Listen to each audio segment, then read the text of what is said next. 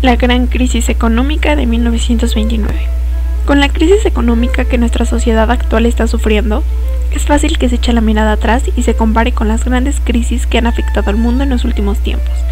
Pero hay una que suena con más fuerza que otras. Un 24 de octubre de 1929, el mundo miraba atónito los sucesos de Norteamérica. La economía capitalista de la principal potencia imperialista se paralizaba repentinamente.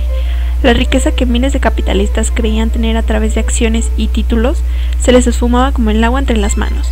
A partir de ese momento, el mundo conocería la crisis económica más grande jamás vista.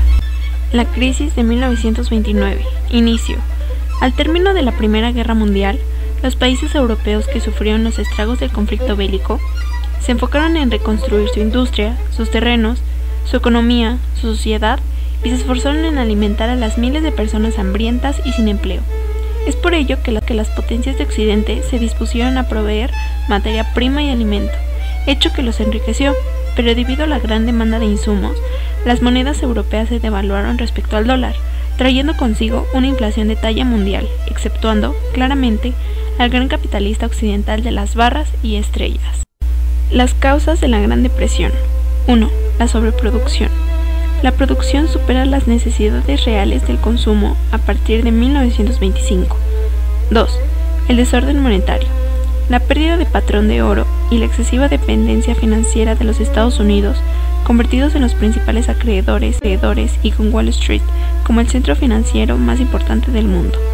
3.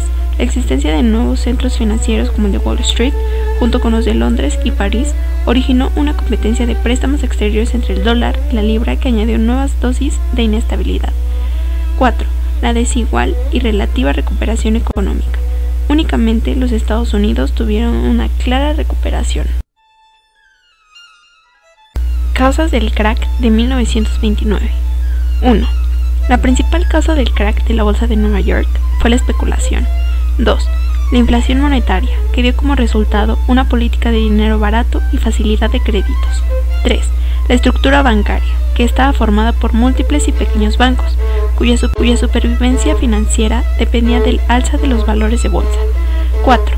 La existencia de compañías de cartera, que poseían abundantes acciones y estaban interesadas en la subida de las cotizaciones. 5. La psicología de las masas, convencidas de que el sistema era infalible, alentadas por capitalistas sin escrúpulos y políticos que no sabían o no querían acabar con este estado de cosas. El crack de la bolsa de valores. A partir del 19 de octubre, la situación empezó a ponerse difícil, pero el jueves 24 no estalló el pánico en la bolsa de Nueva York. Ese día se pusieron a la venta 12.894.650 acciones y la demanda fue casi nula. El descenso de las cotizaciones osciló entre 12 y 15 enteros. Un grupo de banqueros y hombres de negocios intentaron frenar la caída comprando acciones. Gracias a ello, el viernes y el sábado parecía que se iba a detener la baja, pero el lunes 28 comenzó el desastre. El índice del Times bajó 49 enteros y fue el más desastroso de la historia de Wall Street. Desarrollo. La Primera Guerra Mundial, además de exorbitantes gastos en industria bélica y la pérdida de vidas humanas, provocó fuertes endeudamientos e innumerables contradicciones políticas en Europa, presentes hasta la década de 1920. Las múltiples tensiones y luchas sociales dificultaron la coordinación de medidas orientadas a resolver los problemas económicos y monetarios posteriores a la guerra. Una de las dificultades para lograr el equilibrio económico fue la inflación. 1919-1920. Alemania, 1921, se produjeron efectos nocivos en la economía de este país, asociadas al incremento de precios, problemas en la recaudación de impuestos por la oposición de empresarios y sindicatos. Obligó al gobierno a acelerar la emisión de monedas, provocando una inflación extrema en 1922 a 1923. Con la limitación de préstamos al gobierno, se logró frenar la inflación. Adicionalmente, Estados Unidos realizó préstamos al gobierno alemán. Así, prácticamente fue este país quien financió las reparaciones alemanas para pagar a los países aliados. La estabilidad monetaria lograda hacia mediados de la década de 1920 fortaleció el crédito y dinamizó las bolsas de valores en Europa y Estados Unidos, incrementó el comercio internacional y se expandieron empresas multinacionales, particularmente de Estados Unidos, Gran Bretaña y Alemania.